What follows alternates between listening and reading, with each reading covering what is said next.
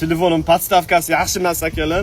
Meni Instagramda ko'pchiliginglar hayotga yengil qaraydigan odam sifatida taniysizlar. Da qaysidir ma'noda shunaqa, ancha-muncha narsani ko'nglimga yaqin olmayman, lekin hozir siqilib qolganman. Sababi 1-2 soat oldin Reels tutyapman, Instagramda ko'rib siqilyapman.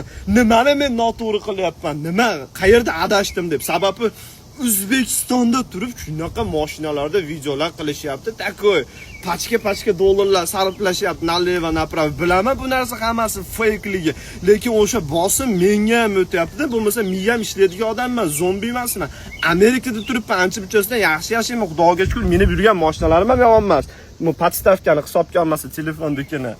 Endi tasavvur qilinglar, qishloqda hali o'zini realizovat qila olmagan, hali vaqti yetib kelmagan mujiklar ko'rib bu narsani qanchalik siqiladi, qanchalik tushkunlikka tushadi.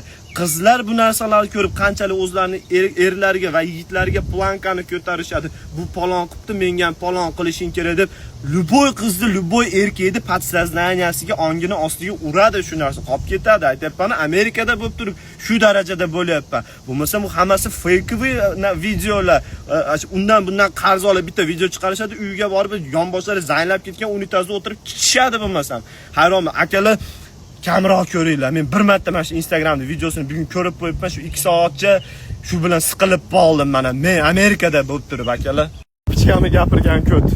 Mana mashinasini maqtab oldi degan ham ko't.